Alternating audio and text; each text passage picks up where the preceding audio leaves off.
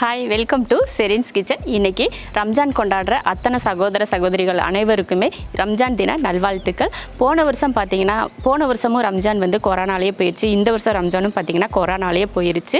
யாருமே சரி ரம்ஜான் கொண்டாடுறது நம்ம சொந்த பந்தங்களோட நல்ல ஃப்ரெண்ட்ஸுகளோட சேர்ந்து தான் ரம்ஜான் கொண்டாடணும் அப்படின்னு சொல்லிட்டு எல்லாரும் ஆசைப்படுவோம். ஆனால் சூழ்நிலை காரணமாக யாருமே அந்த மாதிரி வெளியில் போகவோ யாரும் நம்ம வீட்டுக்கு வரவோ முடியாத சூழ்நிலை ஆயிடுச்சு. அதனால சேஃபாக நம்ம வீட்டுக்குள்ளேயே நம்ம ரம்ஜான் எந்த அளவுக்கு நம்ம சிம்பிளாக பண்ண முடியுமோ அந்த அளவுக்கு ரம்ஜான் நம்ம கொண்டாடிக்கலாம். வெளியில் அதிகமாக யாரும் போகாதீங்க, நம்ம வீட்டுக்கும் யாரையும் வர்றதுக்கு அலோவ் பண்ணாதீங்க.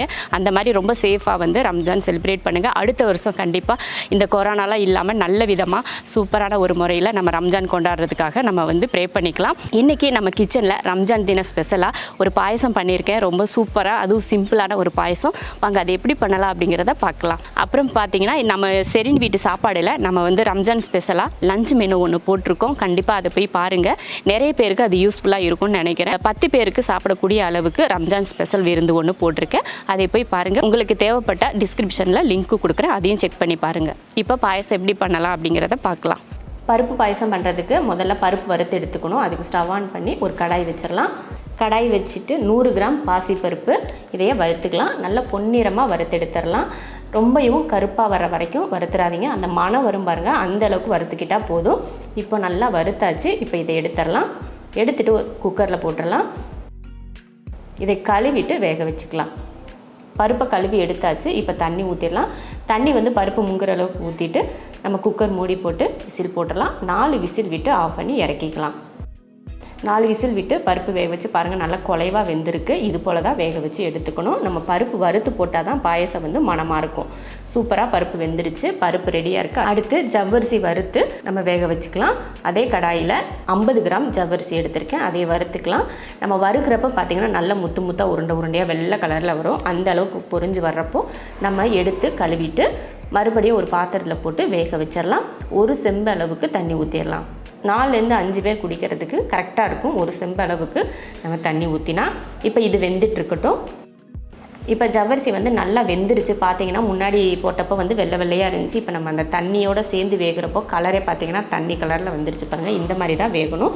இந்த டைமில் நம்ம வேக வச்ச பருப்பு இருக்குது இல்லையா, அதை எடுத்து ஜவ்வரிசி கூட சேர்த்துக்கலாம். ஜவ்வரிசியும் பருப்பையும் ஒன்றா சேர்த்து ஒரு 2லேருந்து 3 நிமிஷத்துக்கு கொதித்து வேக விடணும். அதுக்கப்புறமா வெல்லம் சேர்த்துக்கலாம். நான் வந்து 200 கிராம் வெல்லம் சேர்த்துருக்கேன். 200 கிராம் இல்லைன்னா 250 கிராம் கூட நீங்கள் சேர்த்துக்கலாம். உங்கள் இனிப்போட அளவை பொறுத்து நீங்கள் சேர்த்துக்கோங்க. வெல்லத்துக்கு பதில் சர்க்கரை கூட நீங்கள் சேர்த்துக்கலாம். வெல்லம் போட்டதுக்கப்புறமும் ஒரு 2 நிமிஷம் நல்லா கலந்து விடுங்க. கலந்து விட்டதுக்கப்புறமா 2 ஏலக்காயை தட்டியிருக்கேன், அதை இது கூட சேர்த்துடலாம். ஏலக்காய் போட்டு நல்லா கிளறி விட்டுட்டு இப்போ பாயசத்தை இறக்கி வச்சிடலாம். இறக்கி வச்சதுக்கப்புறமா மறுபடியும் ஒரு கடாய் வச்சுட்டு அதில் நெய் விட்டுக்கலாம். 1 ஸ்பூன் இல்லைன்னா 2 ஸ்பூன் அளவுக்கு நெய் விட்டுட்டு முதல்ல நம்ம திராட்சையை போட்டு வறுத்துக்கலாம்.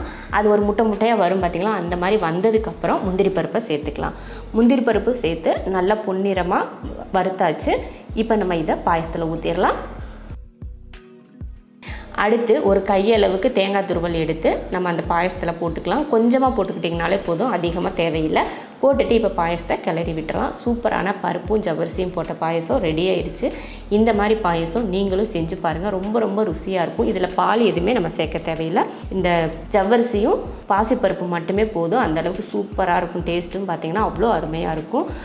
நல்ல பாசிப்பருப்போட அந்த பாசிப்பருப்பை வறுத்து போட்டாலே அந்த வறுத்த மணமும் நம்ம நெய்யில் தாளித்து ஊற்றிருக்கோம். அப்புறமா ஜவ்வரிசி பருப்பு எல்லாம் சேர்த்து வரப்போ அதோட டேஸ்ட் ரொம்ப ரொம்ப அருமையாக இருக்கும். நீங்களும் இது போல் ஒரு பாயசம் செஞ்சு பார்த்துட்டு எப்படி இருக்குன்னு சொல்லிவிட்டு கமெண்ட்டில் சொல்லுங்கள். பிடிச்சிருந்தா லைக் பண்ணிவிட்டு ஷேர் பண்ணிவிட்டு நம்ம ஷெரின்ஸ் கிச்சன் சேனலை சப்ஸ்கிரைப் பண்ணி பக்கத்தில் இருக்க பெல் ஐக்கானை கிளிக் பண்ணி வச்சுக்கோங்க.